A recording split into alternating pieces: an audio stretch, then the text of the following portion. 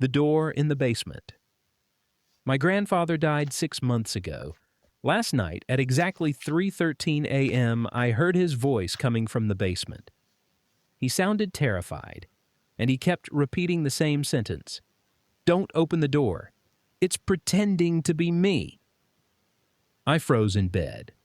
My grandfather had been dead for 6 months. There was no way I could be hearing his voice.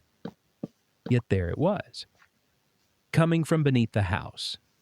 The same voice I had known my entire life. The same deep voice that used to tell stories when I was a kid. The same voice I heard shortly before he died. A conversation I never forgot. 3 months before his death, my grandfather called me into his room. He looked weak, much weaker than I had ever seen him. When I sat beside him, he grabbed my wrist. His hands were cold. His eyes were filled with fear. Not sadness. Fear. "Promise me something." "What is it?" "If you ever hear my voice coming from the basement after I'm gone." He stopped speaking. His breathing became heavy. Then he whispered, "Run." I laughed nervously. I thought he was joking, but he wasn't smiling. Then he said something that haunted me for years. "Whatever happens, don't open the door. It won't be me." Those were some of the last words he ever said to me. After his funeral, I inherited the old family house. It stood alone near a forest, far away from neighbors, far away from everything. The house had always felt strange, especially the basement. Hidden behind old shelves was a small wooden door. A door nobody talked about. A door that was always locked. Every time I asked about it, my grandfather changed the subject. Now he was gone, and I was alone. For the first month, everything seemed normal. Then strange things started happening. I would hear footsteps upstairs while I was downstairs. I would find doors open that I clearly remembered locking. Sometimes objects disappeared and returned to different places. One morning I found an old family photograph lying in the middle of my kitchen floor.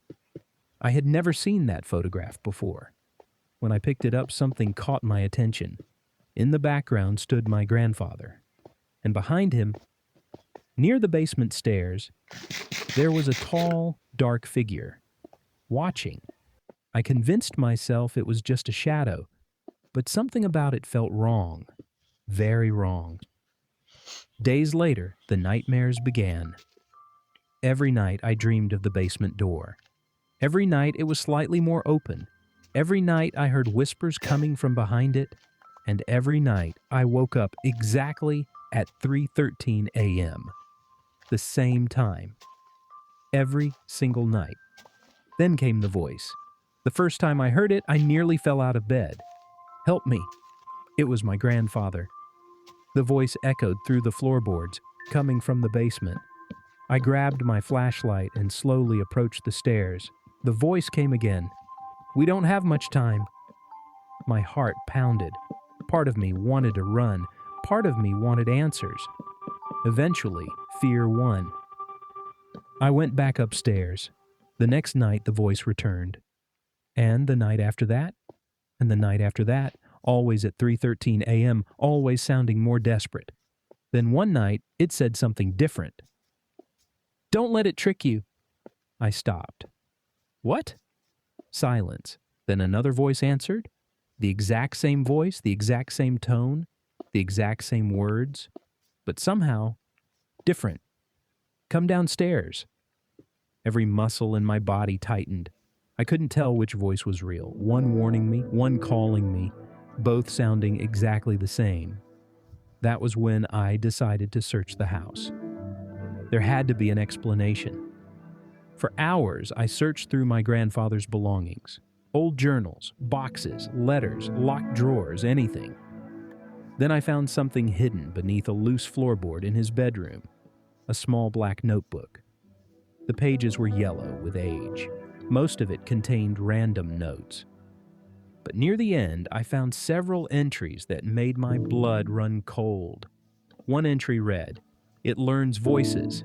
Another said, It only needs one invitation. And the final entry simply said, "If the door ever opens, don't trust what you see." I turned the page. A rusted key fell onto the floor. Attached to it was a tag, number 13, the basement key.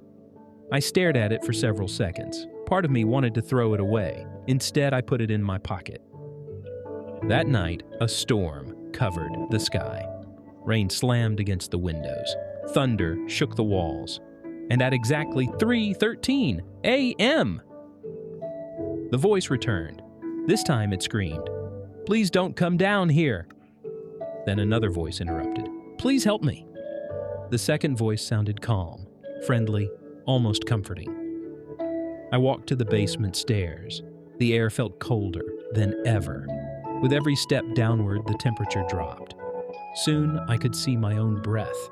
The flashlight flickered, then flickered again. At the bottom of the stairs, I saw the door, the small wooden door. "Waiting," the voice continued. "Don't do it!" My hand reached into my pocket. I pulled out the key. The metal felt freezing cold. For a moment, I remembered my grandfather's warning. I should have listened. Instead, I inserted the key. Click. The lock opened. Silence filled the basement. Even the storm outside seemed to disappear. I slowly pushed the door open and immediately realized something was wrong. There shouldn't have been anything behind it. The wall of the house should have been there. Instead, there was a hallway. A long hallway stretching into darkness. Impossible. The hallway seemed older than the house itself. Its walls were covered in strange symbols. Some looked burned into the stone. Others appeared scratched by hand. At the far end glowed a faint red light. Against every instinct I had, I stepped inside. The door slammed shut behind me. The sound echoed endlessly. I spun around. The door was gone. Only stone remained. I was trapped. The whispers started immediately. Hundreds of voices, men, women, children, all speaking at once. None of the words made sense. The further I walked, the louder they became. Eventually, I reached the red light. It came from a circular chamber. In the center stood a stone pedestal. Resting upon it was an enormous black book. The moment I touched the cover, the whispers stopped. Complete silence. Then the pages began turning by themselves, faster and faster and faster. A cold laugh echoed behind me. I turned around and saw my grandfather. At least, it looked like him. Same face, same clothes, same voice. But something was wrong. His eyes were completely black. His smile stretched unnaturally wide, far wider than any human smile should. "Hello," it said. I stepped backward. "You're not my grandfather." The creature smiled wider.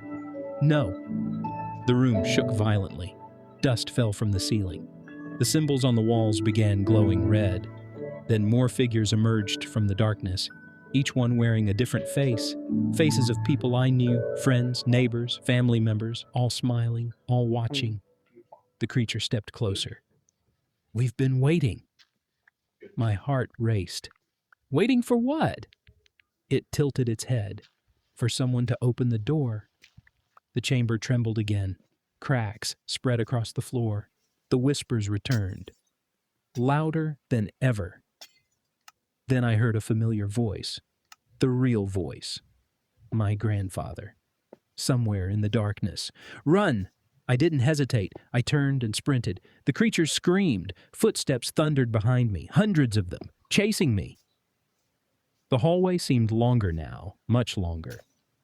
The red light faded behind me. Darkness swallowed everything. Something grabbed my shoulder. I shoved it away. Kept running. The screams grew closer. Closer. Closer. Then suddenly, the basement door appeared ahead. I threw myself toward it, grabbed the handle, and pulled. The door burst open. I stumbled back into my basement. The door slammed shut behind me. Everything stopped. Silence. No whispers, no footsteps, nothing. I looked around. The basement was normal again.